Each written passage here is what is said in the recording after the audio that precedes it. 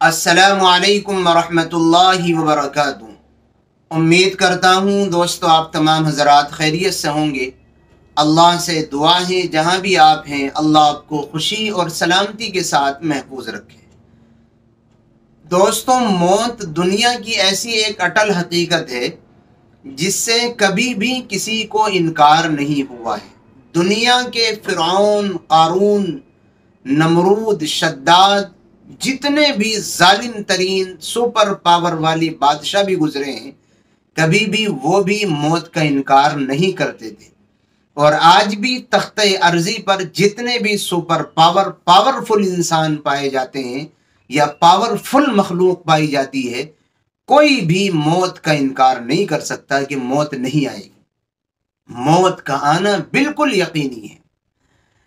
اس لیے ہمارے لیے سمجھنا ضروری ہے کہ موت جب بالکل یقینی طور پر آئے گی تو موت کی آخری نشانی کیا ہے۔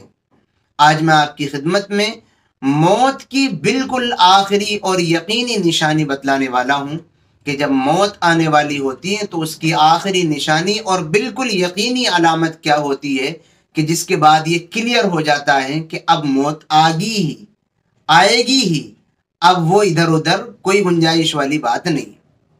میں آپ کی خدمت میں ایک روایت پیش کرتا ہوں۔ پہلے عبداللہ ابن عمر رضی اللہ تعالیٰ عنہ صحابی رسول ہیں، اور دوسرے خلیفہ حضرت عمر ابن خطاب رضی اللہ تعالیٰ عنہ کے بیٹے ہیں۔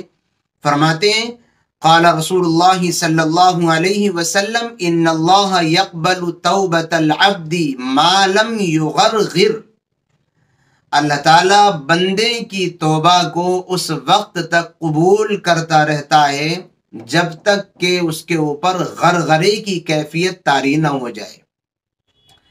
اب یہ غرغرہ کیا ہے، نزاع کی کیفیت کیا ہے؟ غرغرہ کہتے ہیں نزاع کو، اور نزاع کی کیفیت کیا ہوتی ہے میں آپ کو سمجھاتا ہوں۔ جب انسان کی موت کا بالکل آخری وقت آ چکا ہوتا ہے، یقینی وقت آ چکا ہوتا ہے، تو انسان کی جو حلق کی نلی ہے، اس حلق کی نلی سے ایک قسم کی آواز پیدا ہوتی ہے۔ اس قسم کی آواز کو حدیث پاک میں رسول اللہ صلی اللہ علیہ وسلم نے غرغرہ کہا ہے۔ جب وہ حلق کی نالی سے غرغرے کی آواز آنے لگے تو پھر سمجھ لینا چاہیے کہ موت آنی بالکل یقینی ہے، اب موت سے کوئی بچانے والا نہیں ہے۔ یہ موت کی بالکل آخری اور بالکل یقینی نشانی ہے۔ اس کے بعد نزاع کے بعد اور غرغرے کی اس آواز کے پیدا ہو جانے کے بعد زندگی ملنے اور زندگی کی جانب لوٹ کر کے آنے کی کوئی گنجائش نہیں رہتی۔ یہ موت کی بالکل آخری نشانی ہے۔ ویسے یقینی طور پر تو اللہ جانتا ہے موت کے سلسلے میں کہ موت کب کس کی کب آئے گی۔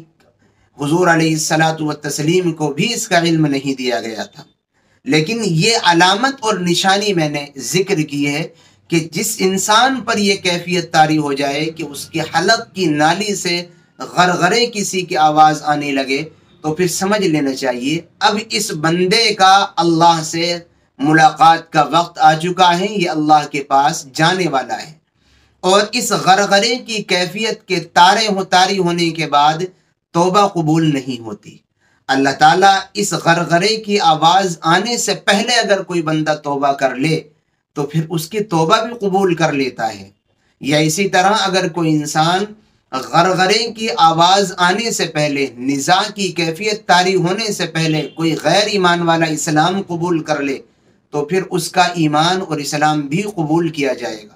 لیکن جہاں یہ غرغرہ کی کیفیت، غرغرے کی آواز اور نزاع کی کیفیت طاری ہوئی، حدیث پاک میں نے آپ کو سنائی ہے ان اللہ یقبل توبۃ العبد ما لم یغرغر، اللہ جب تک توبہ قبول کرتا ہے جب تک غرغرے کی آواز اور کیفیت طاری نہ ہو جائے۔